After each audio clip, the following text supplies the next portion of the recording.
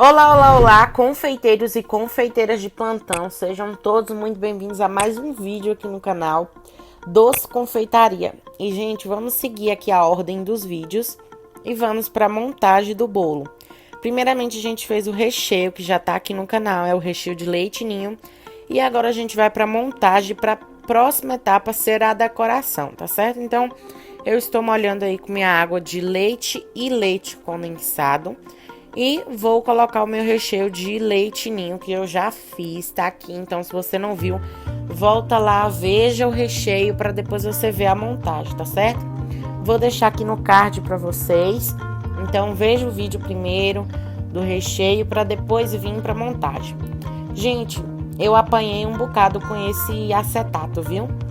Pense numa porrada que eu levei desse acetato. Nossa senhora, vocês nem imaginam. Vou mostrar pra vocês a luta que foi pra mim conseguir encaixar esse acetato. Não sei se é a qualidade dele, não sei se é porque eu não consegui mesmo, mas no final deu tudo certo, né? Porque brasileiro nunca desiste da coisa, então deu certo no final. Então eu tenho aí 2 vasilhinhas de morango picado e, gente, eu usei 2 bandejinhas de isopor, tá? Aqui na minha cidade vende aquelas bandejinhas de isopor e eu utilizei 2. Se eu fosse utilizar, eu utilizaria mais 2 caixinhas, tá? Então, 2 bandejinhas de isopor a mais de morango. Então, eu não senti que o morango ficou tão presente quanto eu queria, mas ficou gostosinho, ficou um gostinho de morango. E eu coloquei aí meia bandejinha pra cada, tá? Então, eu coloco a segunda camada e a partir da segunda camada que eu vou tentar colocar o acetato. E vocês vão ver o tanto que eu apanhei desse acetato para poder conseguir colocar ele. Gente, esse acetato tava muito, eu achei ele muito fino. Então ele não pegava o formato do bolo, ele saía do lugar. No final o acetato ficou torto, porque tá vendo que ele saiu da massa, já foi praticamente para cima do recheio. E ele tava torto, como já veio cortado, ele tava torto, não estava cortado reto. Então, o bolo acabou que ficou um pouquinho torto pro lado. Então, se eu tivesse a escolha novamente de comprar outro acetato, obviamente eu não compraria essa marca. Então, foi difícil. Já a segunda vez que eu tô tentando encaixar esse acetato. Então, eu tentei pela primeira vez, não deu certo. Lavei o acetato, dei uma secada nele, tô tentando pela segunda vez, tá certo? Então, já da segunda vez deu um pouco mais certo, mas mesmo assim ainda ficou aquele negócio trabalhoso pra cacete, sendo que outras vezes que eu monto o bolo no acetato, o bolo do São Paulo, eu montei no acetato e não foi essa dificuldade, foi assim super simples de colocar no acetato. Eu só envolvi o bolo no acetato e pronto. Então eu consegui colocar, vocês veem que ele ficou todo amassadinho, mas no final ele fica reto, tá? Ele ficou reto porque as camadas de bolo ficaram bem prensadas.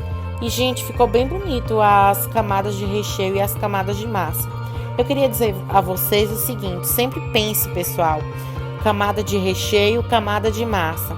Se você quer um bolo com camada de massa mais grossa, obviamente que você vai ter que fazer uma camada de recheio mais grossa para poder fazer uma composição bonita. Por quê? Para que o recheio não se saia mais que a massa e nem que a massa se sobressaia mais que o recheio, tá? Porque aí agora vai ficar uma coisa uniforme e bonita, né? Vai ficar uma coisa assim, uma massa na quantidade correta e um recheio correto para um complementar o outro, tá certo? Então, cada um dos dois vai se complementar e no final vai ficar um bolo, não só massa e não só recheio, tá? Então, do jeito que eu monto, são 4 camadas de massa e 3 camadas de recheio bem generosa, tá certo? Então, eu vou colocar aí agora a minha terceira camada de massa. E, gente, a minha massa não é firme assim. Juro pra vocês que não é firme. A minha massa, qualquer coisinha, ela quebra. Mas a minha massa, como sempre, ela vai um pouco na geladeira, enrolada no papel filme e com isoporzinho de baixo. Então, ela fica um pouquinho firme para que eu possa manusear e não venha quebrar com facilidade, tá certo? Então, se você pega uma massa que esteja quente, vai cortar ela ou mesmo fria fora da geladeira, ela não tem estabilidade. Por quê? Porque ainda tá quente, então se você coloca ela na geladeira, meio que ela se junta e fica mais firme, então fica mais fácil de você manusear ela de um lado pro outro. Então, leva um tempinho na geladeira, tira, corta e faz a montagem, tá certo? Então, mas você usa também a calda de leite e leite condensado. Isso não prejudica o seu bolo em temperatura da sua cidade, etc.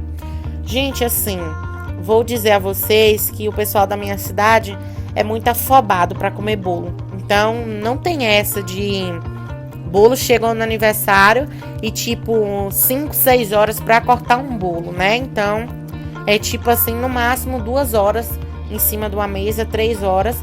E geralmente todo bolo que eu faço é raro, uma vez que eu pego o bolo em encomenda para tipo domingo de manhã, sábado de manhã ou de manhã cedo, que o sol assim tá fervendo, né? Então, é bem raro.